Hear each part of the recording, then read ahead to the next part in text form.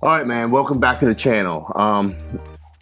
Justin and I have been thinking about a lot of stuff, especially with the summer coming up. We just didn't have that many projects. And as some of you know, we did get rid of your Type R. Yeah, I am a little bit sad about that, but we did upgrade to something pretty nice. Yeah, if you want to talk about that. So we did upgrade to a M3, and some of you seen that through I think very minor clips of it, or just I talked about some of the updates. But you know what the crazy thing was this morning? What? On my thread on Facebook, the 2-year anniversary of the Type R popped up. This weekend was the 2-year anniversary of the Type R, if the Type R would have been here. But long story short, what we were missing is the manual aspects. Yep. So we've been going back and forth and talking about, oh, wouldn't it be nice if we had a manual again, blah, blah, whatever else. Because look, we do have a roster of vehicles and we've been very privileged. But we're like, okay, we don't want crazy power. Yep. We don't want crazy power. But we just want something fun to drive. And we went through a list. Okay, so we did go look at, of course, the Type R. Yeah, the new Type R, the FK5. FL5. FL5, Yeah. thank you. I could be wrong. Yeah, FL5 Whichever. and FK8. That was the one that he had. And it's a nice car. It is. But the price tag kind of heavy. Yeah, especially for a Honda Civic. Yeah, and then the premium, right? The premium, they've been stroking on top of that. Mm-hmm. Another Another car we looked at in that sub 50K range was, we didn't drive it, we glanced at it, which is the Toyota Corolla GR. Yes, we did look at that. It's basically, it's the biggest hype car, one of the biggest hype car because it's all-wheel drive. Yep. And we looked at that, and at the end of it, you don't like that hatchback aspects of that vehicle. Yeah, I just didn't really like the shape of it. Yeah. So. And then as we keep going down the line looking for cars, of course, here's the crazy part. We also put the GR86 back in the mix. Yep. As a part of consideration. But the GR that Justin had originally was the auto edition. Yes, it was an automatic GR86. So let's take a couple steps back in giving the evolution of your car experience. We started you off with a very basic Toyota Corolla. You know, has some safety features, but probably one of the best cars to learn to drive in. But there was no they just had a backup camera, right? I think so. Yeah. No parking sensors, none of that. And it was automatic. And the bad part about that automatic was a CVT, which was like a rubber band. You didn't feel any shifting. Nope, not at all. So that wasn't pleasant. So that was a very short duration. That was during the pandemics. And while the car, we had it for a long time, he really didn't drive it. I think driving time-wise, you probably only had like 6 months with it, at best. Yeah, because it was towards the end of the pandemic. And I really only started driving it after my senior year when my schedule kind of got more free. Yeah. So, but then from there, I said, hey, let's get into the GR, right? GR86 automatic, because we didn't go towards the manual because I was very afraid of he wasn't ready for a manual. Yeah. And what did you think? I didn't really like driving that thing all the time. I think because it was 2 doors, it didn't fit my lifestyle super well.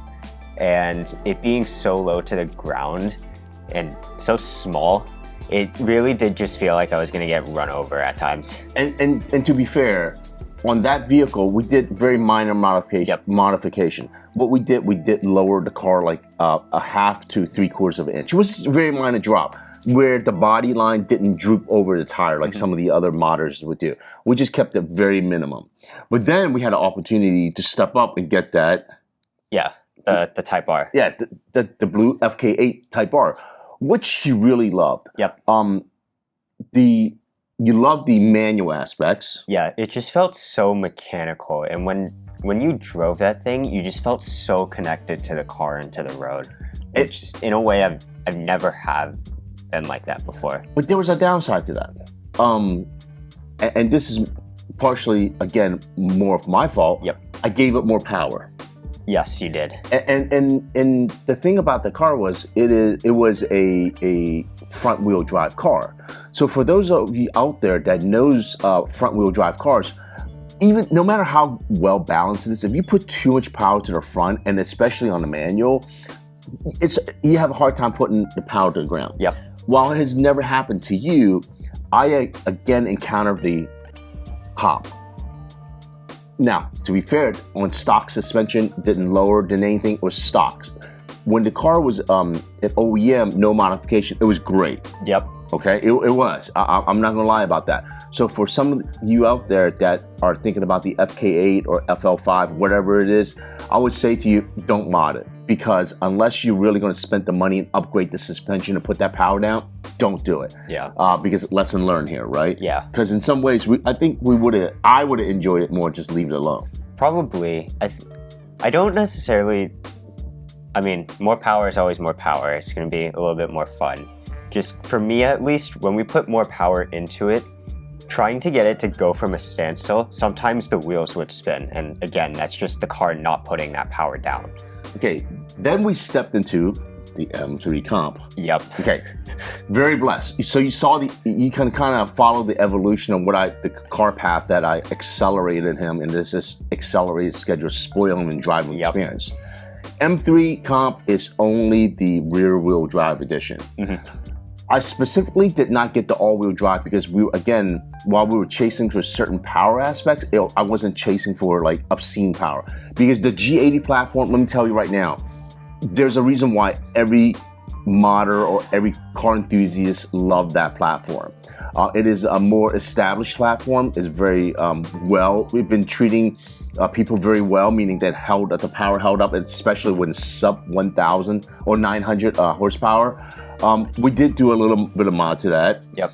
But a little bit of power mods. It's very minor. It was like 500 and change already. We stepped it close to like around 650-ish. Yeah.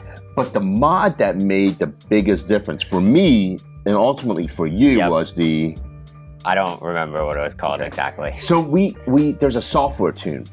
You can, I will link it down below.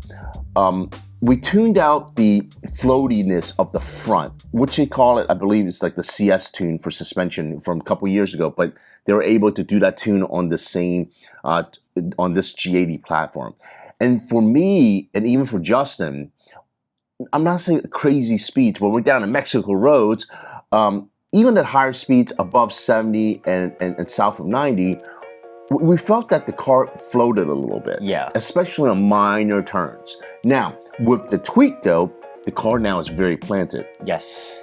It was pretty planted before, but when you would try to get it to go, it did feel like it was lifting, even though it wasn't. Well, partially the BMW, the way they tune the cars is that they squat, right? When you especially on a straight line, when you hit the power, the rear kind of drops. It carries the speed forward. For those who follows cars, that's the way you carry speed. A lot of cars do that, but I just didn't enjoy that. But there are cars that doesn't do that. And I try to tune it back to where I wanted the car to be more planted, more stable, and more solid. And we got the sponginess, the marshmallow feel out of it. Yeah. So that was very cool. So that car we love right now. Yeah, absolutely. And this is where getting back to the thing. We want to get a manual, well-balanced car back into our lives. Yeah. So that is an important note about this specific M3 competition. The competitions do not come in manual. No, and getting back to the manual thing. So you drove the FK8 Civic manual. We test drove the M3 manual. Yep. Which he really didn't like. Yeah, I mentioned it before, but I really liked that mechanical feel of the Type R gear shifter. The manual M3 didn't have that. It felt very smooth, too smooth. They call it butter, right? Yeah. Butter or just rubbery, however you want to describe it. The car the car dynamics is very driver oriented. At the end of the day, it wasn't what you were searching for. How about that? Exactly. There's just different demographics for it. If you're more looking for more refined, that thing's perfect. If you're looking for something more clicky mechanical keyboard. Yes. This guy here loves it. Something to that relationship, the best I can describe it is that the FK8 gives you that feel. Yep. Okay. So right now we're looking at the GR, of course, the GR86, the GR Corolla, Yep. the FK8, and I mean FK4, FL5. Sorry, the Civic, the newest version, and within that price range, I didn't think there was much else on a more new vehicle. I don't think so. Not for what we're really looking for. Yeah, I mean, again, manual vehicles are just dying by the dozens. Yep.